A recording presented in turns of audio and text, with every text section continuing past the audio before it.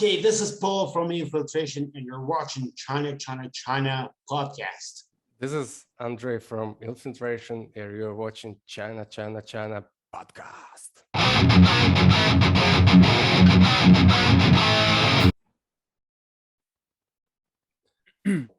Hi everyone, welcome to another episode of my podcast. We have very special guest today joining all the way from St. Petersburg, Russia. We got Andre and Paul of Infiltration. Hi guys. Hey, everyone out there. Thank you for having us at your podcast. It's an honor. Thank you, man. Yeah, hello and good morning.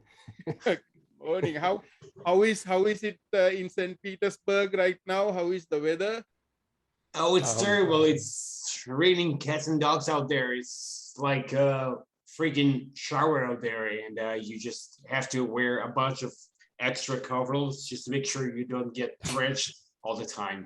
You know? Yeah, very true. But unfortunately, we got used to it because it's almost raining, especially from end of September until like May or something. Yeah. Right. I remember learning about St. Petersburg in school because I'm originally from really? Sri Lanka. Yeah, I'm originally from Sri Lanka, so we had like Russian literature and stuff on our curriculum before. So, guys, how is the situation in St. Petersburg with this? What's happening, like pandemic and everything? How is it everything? Well, I would say that more or less it's the same as, I guess, everywhere in the world these days, because it's a universal thing. So basically, we just try to kind of like curb the spread of the virus. Plus, we have all these restrictions as far as mass congregations concerned, be it a movie or concert. So basically, we just try to, maintain a healthy level of people who are not sick and try to prevent those who are sick from getting worse. Basically, I think it's the same with the rest of the world. Yeah, I agree. But to me, the situation is pretty much stable, I would say. So a lot of people like vaccinated and a lot of people like survived coronavirus. So a lot of people actually have antibodies. So, and yeah, but there are some still restrictions, of course. So you have to wear your mask in public transportations, or borders are still closed, Right. unfortunately. But yeah, in general, so life keeps going. Like theaters and restaurants and clubs, more or less open for the public. So yeah. Right. So when did you guys last perform live? Well, I do remember before the whole thing kind of like hit us real big, like the last year around March, right? When it all started, we had a pretty good gig opening for Ingested. It was right before the whole thing went crazy. It was in February, right?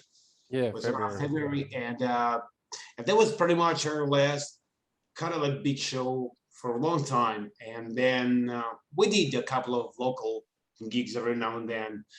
But as far as some major artist or some kind of a tour traveling, that hasn't been done ever since the whole thing kind of like hit us. So basically, yeah, I mean, apart from local stuff every now and then, that was the last great gig, I guess.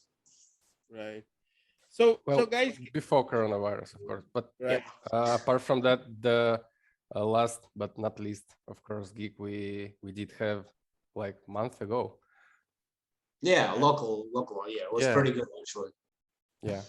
I mean, it might be, it's a great feeling, right? Going back and performing live, like after You staying. tell me, man. It's what we do. It's what we love to do. We love playing live. We love to see people in the crowd going crazy, have fun. It's such an outlet of energy. We just want to share the energy. Of course, we were so elated to see people just go nuts. It's what we do. It's awesome. Of course, we would love to spread the music across the globe, basically. Right. Well, in fact, we have a show like this. Oh this yeah. evening. Yeah, we were playing tonight. Did you forget about that?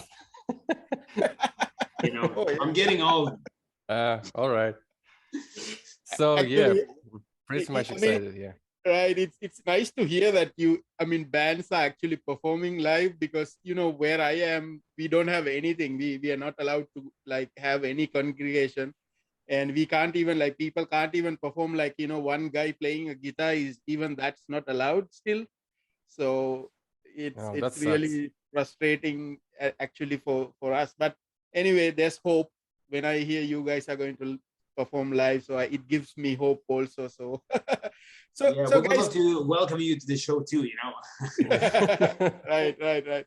So tell me, maybe you can introduce yourself and tell me what you do in the band, and also mention your other members.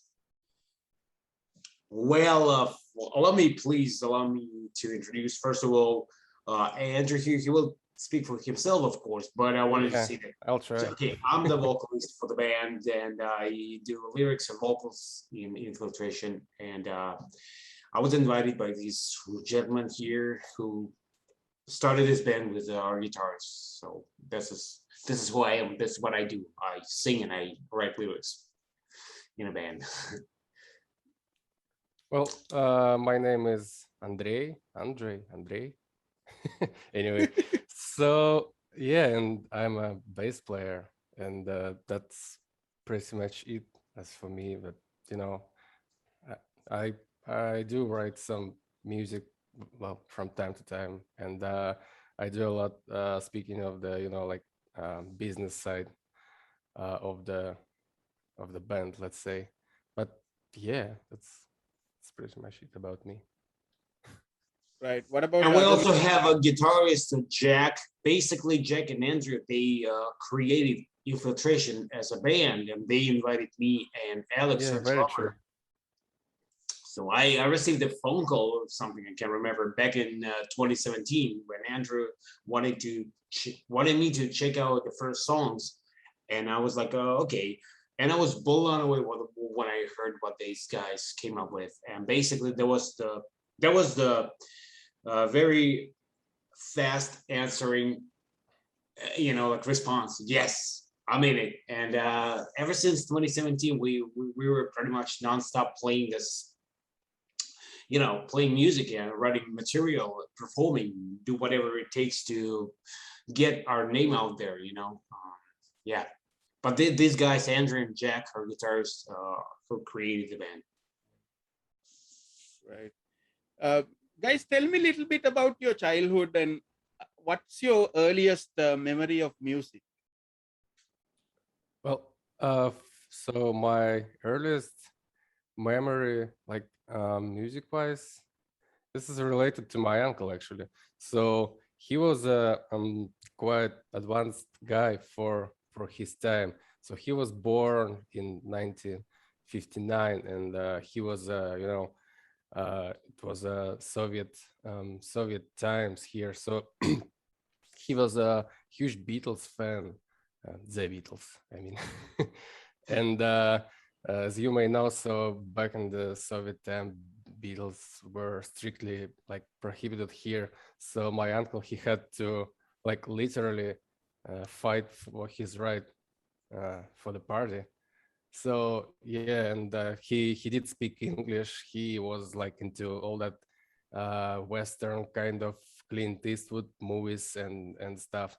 And yeah, and I remember he had a small like like portrait photo, probably not a portrait anyway, in the frame of John Lennon.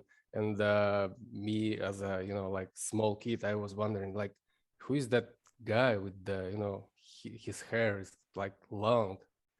Yeah. So yeah, and when I grew up a little older, he gave me his old tape recorders with all this amazing like classic, let's say, music like the Beatles again, Queen, Pink Floyd, and yeah, that was awesome. Really, I remember myself like in age of, I don't know, 13 probably or something, listening to Animals, which is amazing Pink Floyd album, and of course I didn't understand shit, but yeah, it was great actually. Yeah. Cool. And my experience, the first experience actually goes back to me being, you know, in school around 13 years old. And actually, uh, I owe my English teacher a huge debt of credit because his class was decorated in Iron Maiden posters, Queen posters, and it was like he decorated his classroom as though it was a music studio, and it was covered with English and American flags and all that. He created such an animation within the class so that you were so inspired by all this, foreign culture. And this is where I actually first heard my first, rock songs. Basically, it was Queen and Iron Maiden. And back in the day, I didn't really understand what the hell was going on. But at least it kind of like made a foundation for me to gravitate towards that kind of music, and yeah, that was the first step into a heavier realm of things, basically, to me at least. And yeah. Right. So, I mean, having that sort of like early influence, and then when did you guys seriously thought of doing music? Doing metal, and who were the inspiration for that? Like, Oh, you mean our band today? yeah, I mean, before the band, like you had the interest to become a vocalist. Like, who inspired that? Yeah. Well, okay. Here we go. First of all, yeah. So we kind of like liked. I personally like a bunch of different music. I hear from the old school hip hop to near hardcore, and I always wanted to have a darker shade of a music, and I always wanted to find something that would tap a certain nerve, so to speak. So around maybe like 97, I want to say, I stumbled against Grave, Swedish awesome death metal band Grave, and they had this. I found this cassette, actually. It was with their album Soulless. That was my first like a really serious introduction to death metal, basically. And I always wanted to, ever since I started to listen to music, the first thing that I kind of noticed, unbeknownst to me back in the day, but still, it was vocals, be it melodic vocals or heavy. I just kind of like separated this from the rest of the band. That was like my thing. So back when I started to listen to heavier stuff, I wanted to, hear something, deeper or something. I couldn't quite even explain it until I heard Chris Barnes. And of course, I mean, Cannibal Corpse and Buicide Rebirth is my ultimate favorite Cannibal record. And then Tomb of the Mutilated right up there. And this is where it blew me away. And I remember almost physically, you know how you go down the stairs and you think that you're about to land on a plane, but there's an extra step. So you have this micro heart attack because there's an extra step. You're like, holy shit. And I had the same effect when I heard Chris's voice, because at that time I thought I had heard everything as far as deep vocals concerned. And then I heard this super deep. And I'm like, man, this is exactly what I'm talking about. This is what I want to do, And that was like my tipping point for, trying to develop that sort of vocals. So this is my kind of like story to be where I am now and trying to perfect my skill. And that was the where I drew my inspiration. Jorgen Sjöström, Chris Barnes, Mike Ackerfeld, Sherwood Weber of Skinless. These are the guys who Dying Fetus and John Gallagher too. So these are one of the best vocalists out there. I try to, emulate, I guess, or try to be inspired by them. So this is my part of a story, I guess. Yeah. So as for me, well, I wanted to be a guitar player, actually, because like when it comes to heavy music, everybody like wants to play guitar, right? But once I heard like bands such as Motorhead, of course, and Iron Maiden, and and Cannibal Corpse, so I decided, okay, screw guitar. That's for like this is for pussies. Let's switch to the bass. And yeah, and another thing like behind, so I wanted to be in a band like so bad, and everybody around me were like playing guitar, so, and no one played bass, and I decided like, okay, so if I play bass, so probably well, that helps me find a band like faster. So yeah, and since that day I'm playing bass and having fun around. Right.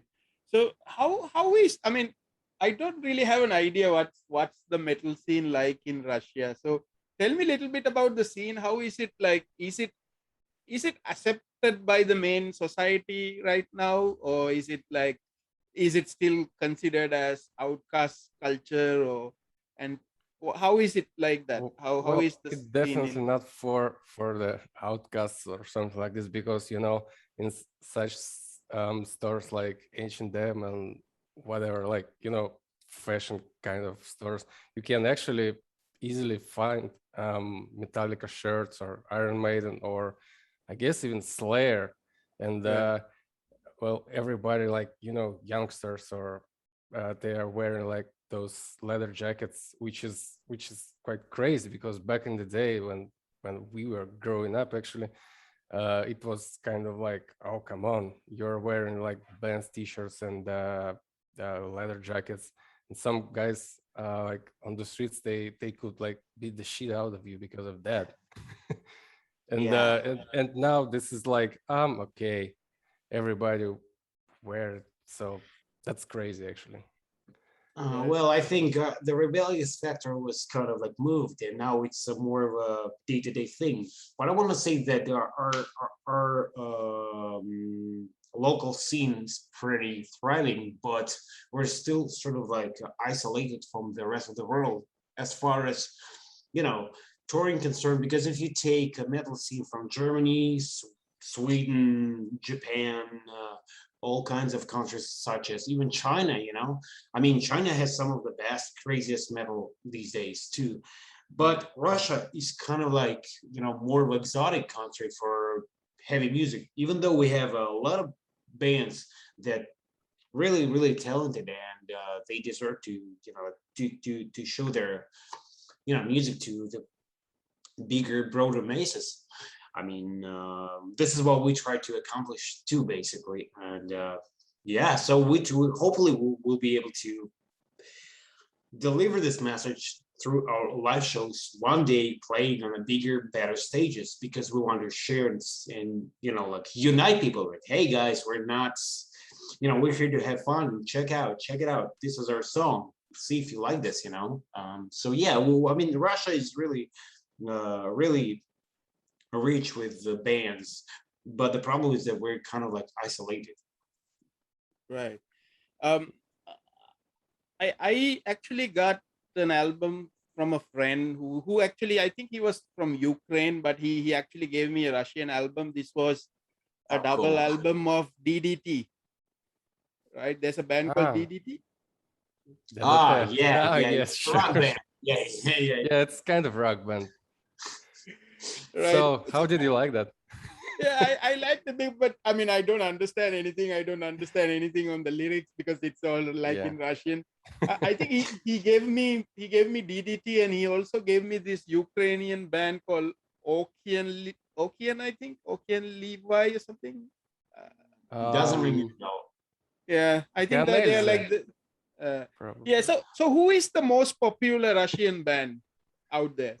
You see, you're talking about a little bit different thing, because these guys are very established rock bands from the way back in the time, like from the 80s or something, you Hmm. know, and they represented a certain type of music, which we call Russian rock, I guess, you know. There's the Yeah. entire radio stations, entire following with a bunch of people and open ears. But we kind of like, I mean, we stay on the metal things basically. And as far as the most popular band when it comes to say that rock community, there are like a number of those. DDT, you know, like Mummy Troll, probably you heard them too. It's the whole other cultural domain basically.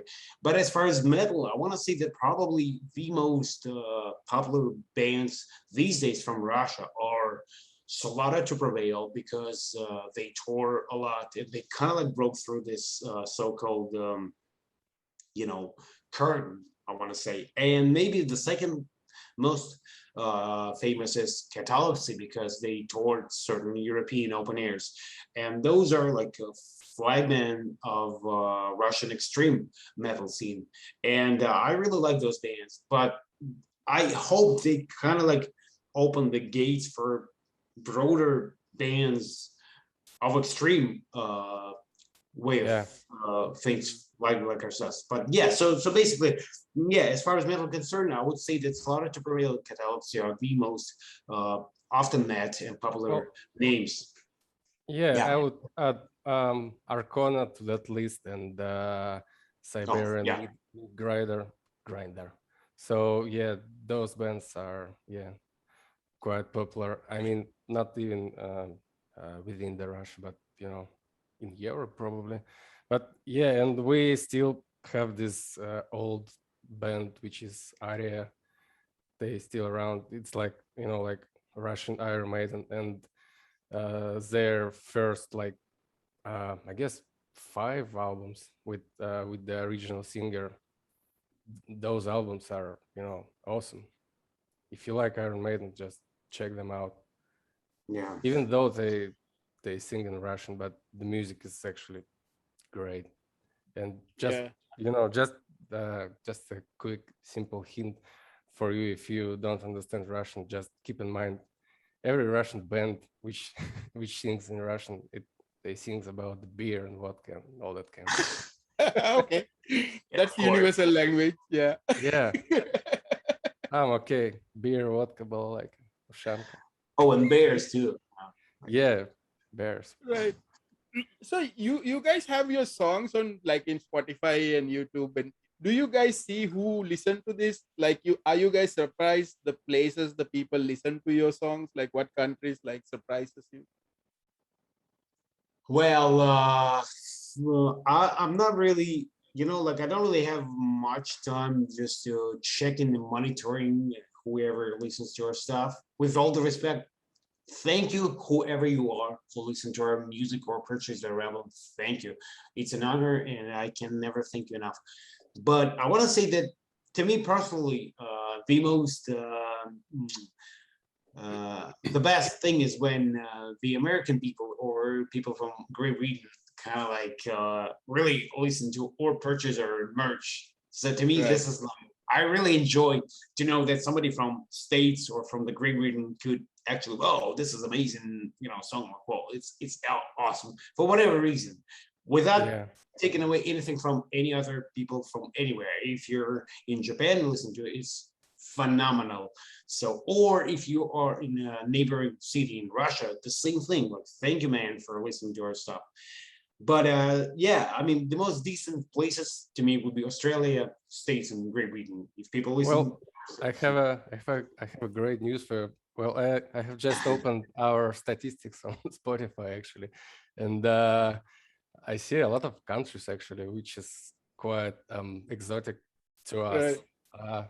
So it has Australia, Colombia, Indonesia, Costa Rica, New Zealand, and Israel, South Africa, um, Taiwan, Ecuador. Well, that's probably great. all That's around the awesome. world, actually. Yeah. Yeah. Yeah. I mean, yeah. I would assume Indonesia would be there because there's a lot of metalheads in Indonesia. So Yeah. especially, Yeah. Those guys are yeah. crazy as far as Yeah. music. Yeah, because I've been to some of the gigs in Indonesia, and then like basically there's no bouncers on the shows.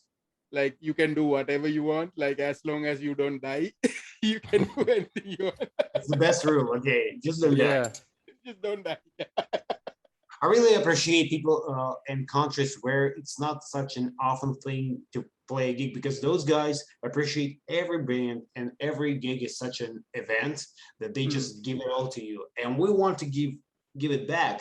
And when you play where some place where it's not that often, people like, whoa, they just so honest, sincere about their emotions. It's awesome. So yeah, this is what I'm driven by this stuff. Right.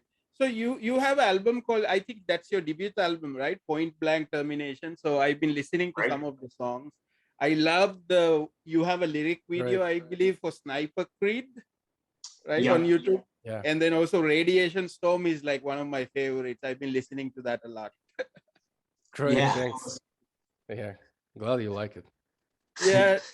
Tell me a little bit about the thought process behind these albums, because I know when it's a death metal album, it's of course there's going to be a certain topics, but what do you guys really want to put out? Like, what's your message on the albums? Like, when you write songs, what do you focus on? Well, okay. As sonically, we wanted to create, equivalent of a explosion, form of a album, I guess, because it's got to be heavy, it's got to be entertaining, it's got to be groovy, everything in between. We just wanted to have the perfect death metal record as far as sound and message concerned. Now, lyrically, I wanted to portray rather, you know, a world with a dire consequence of our actions as far as conflicts concerned. And in fact, I didn't want to scare people off. In fact, I wanted to kind of like say like, hey, how about we just don't let it get there, what I just said about. How about we just stop and start be productive as far as life concerned. We only live once. So if you want to be dominating as far as life concerned, you have sports, you have all kinds of activity which doesn't involve direct murder. So how about we just move away from this crazy things I've just described. So that was the main focal point of narrative on the record. Yeah, and let's say musical wise, so among the others, our let's say, yeah, probably main goal, I think.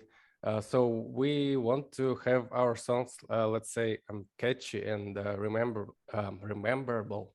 Yeah, that's the word. Because I'm not a huge a fan of that, bands like brutal death kind of stuff. So when you have listed the whole album, you're like, what was that? So you didn't remember anything. And I'd love to, if people could really remember some of our songs and riffs and some parts, solos, whatever.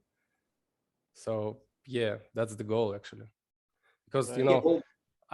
I really like those bands such as Napalm Death from the 90s era and Cannibal Corpse, again 90s era. They were brutal yet like bright, so after you listen to albums, you could name the song, you can some riff stuck in your head. So yeah, we wanted to bring back that kind of a vibe from the 90s when bands were entertaining and very memorable songs were written. We just wanted to continue on that path rather than just blast beat through every song, because like Andrew just said, if you listen to the 10 songs of non-stop blast beat with no dynamics, it kind of like in one ear goes out the other and you just can't remember a goddamn thing. So we wanted to make our record more dynamic with different flows so that you can actually almost like feel it on your fingertips. So that's our main approach to writing music anyway. So yeah. Right. One more thing I noticed especially with your artwork, because this artwork reminds me like SOD, MOD, or Sabaton, like that sort of a very trashy album covers, right? It looks like a super blockbuster movie kind of artwork. Right. So you guys actually you actually supported Napalm Death, right? That is correct. Yeah. Tell me year about ago, that. When was that? I think it was 2 years ago. It was crazy. Time flies like years. this. Yeah. Jesus Christ! It was 2 years ago, September. We opened for Napalm Death, and there was actually I want to say that I was blown away. Probably, maybe Andrew will agree or not, but I think it was the biggest crowd we ever saw in front of us because Yeah, everybody very was true. there.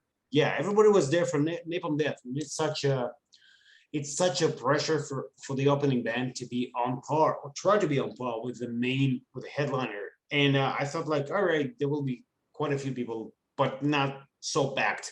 And we started to play, and actually people seemed to enjoy our set, which kind of like was really rewarding as far as performance goes. And yeah, it was fun. We opened for them like exactly 2 years because it was in September, I guess. Yeah, true. 2 years And ago. yeah, and it was probably the biggest stage we managed to hit Yeah. so far, I guess. And yeah, that Yeah. was a great show. We had a great fun. So yeah, and we even managed to sell some our merch, and yeah, Right. What that was nice. what I love about Napalm Death is like it's a band that unites different genres, right? Metal, hardcore, punk, and everybody Yeah, comes together to watch Napalm Death because they just have everything, right? It's actually talent in its own because a lot of bands, I'm sorry, attempted to make such a mixture too, but not everyone can do that. I prefer to stick to a certain genres to knowing that I'm pretty good at those, and I'm good with this. But if I were to mix some other influences like jazz, like Napalm Death had some, jazzy Mm. overtures plus some more yeah. industrial. They had John Zorn, I guess. He's Yeah, quite famous. Like it takes talent too. So that is maybe not for everyone, but then again, it kind of like draws broader crowd if you want to. But I don't think. In the meantime, I don't think we need this. I'm for purity as far as genre is concerned. Anyway, Right, right. You know that Napalm Death actually has a Guinness World Record, right? yeah, for the shortest song, shortest song. yeah, 1.3 seconds, I think. we try to be this every rehearsal. We yeah. like few songs ahead of them. Right, We right, don't right. even play songs anymore. Right. So your latest single that was released in 2021, that's another one that I've been listening to, Assault Rifle Justice. So uh, tell me that about that song. I think this gun violence and guns and everything is always on the news, and Yeah, and it's Well, in fact, we have a great story behind the song because the song came out, like in April or something, and I have my birthday in April, and our guitar player Jack, so he said me, I couldn't come up with the better idea to your, like a birthday gift, so I decided to to give you this song like a birthday gift. So this is my own song actually, because he gifted me. But yeah, we wanted to add a little bit, let's say grindcore ish, punk ish kind of vibes to the music, and because it fits perfectly. I mean, metal and hardcore and everything in between. yeah. So yeah, but yeah, But as far as all this gun violence, my main narrative against spread music, not violence, and that song was more of it was a reflection of what was going on in the recent years with people who are, like using their guns for whatever reason, like try to just push their right to do whatever, and then all of a sudden they just go crazy and just kill people left and right. This isn't like how do you govern that sort of behavior? It's nearly impossible. It's all about education in the end of the day. Like if you're educated about what you do, and again, I mean, we'd rather show an example and set it as an example that this is what we don't want to happen to anyone, you know. And Yeah. therefore our songs may be violent, but they're violent because not because we support it, but because we want to move away from this, you know. Like people, there are so many ways you can be, you can channel your aggression into sports, like I said, or music, but not into the actual murder or any other crime. So this is the main narrative of almost everything that we do as far as violent lyrics concerned. Right. I mean, I kind of believe, like, you know, the responsible gun ownership is like uh learning not how, I mean, learning not to use it. Learning not to use Yeah. it. I mean, controlling the situations, you're able to deal with the problems without actually bringing the gun to the Exactly. table. That's the right? mother So, of education, actually. yeah, All those guns issues that we have all around the Right. world, actually, I guess, yeah. more or less. So guys, what's happening? What any new music coming out? You said you guys have a show tonight, and then, and what about new music? What's the plan for the rest of the year? All right. Yeah, so basically we have our new album, like recorded, mixed it, and mastered it already. The only thing is missing is the um, cover work, art, I guess. So yeah, but we working on that. So I don't know what time we can release it, like when, probably by the end of this year, or I guess next year, most likely. Yeah, we did the new record during this pandemic period, and basically everything is done. And if you enjoyed our first record, you're gonna be pleased with what you're gonna hear on the next, because it's a continuation of basically what we have said. Only, I mean, I'd like to believe that as a musician, we try to improve our skills upon in each album, and in this case, it's far more dynamic. I mean, the faster parts became faster, slower beats became slower, but in the general picture, it's such a musical journey through all these peaks and valleys, and we just wanted to make the best record for you guys. And yeah, we're pending this new artwork, and like Andrew said, probably it's gonna be released next year.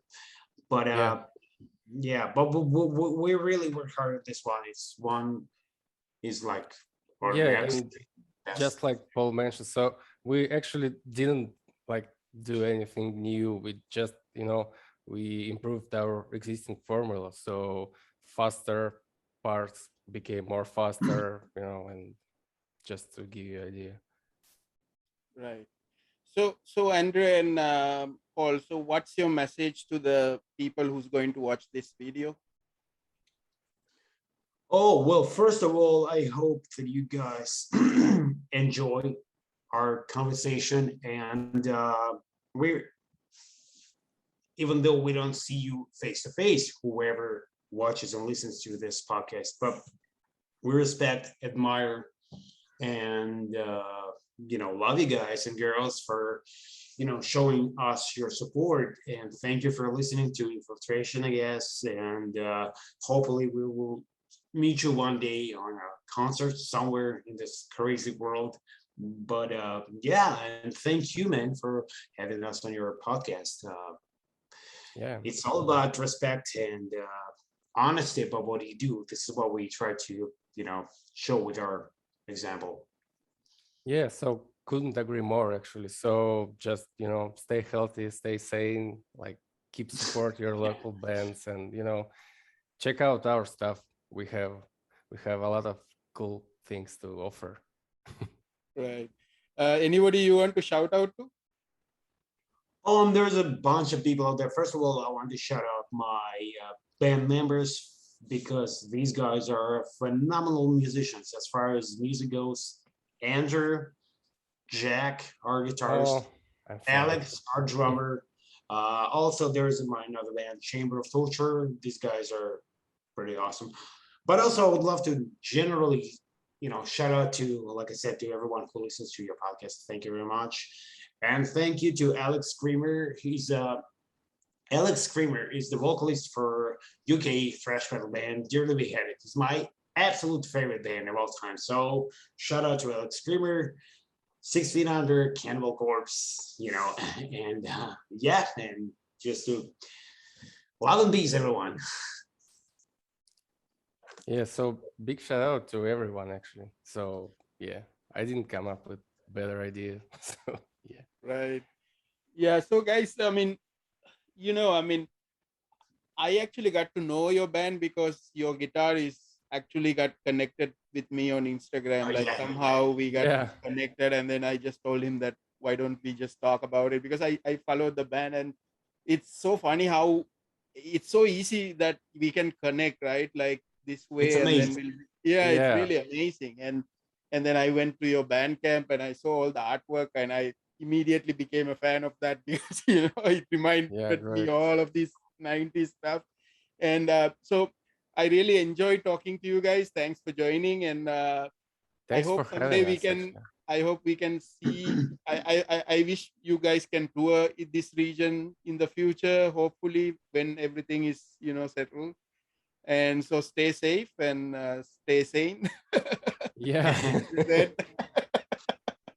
Thanks, guys. Yeah, thank you too, man. You stay safe and sound there too, and thanks for having us. Yeah, thanks a Yeah. lot. So Andre and Paul of Infiltration from St. Petersburg, Russia. Thanks, guys.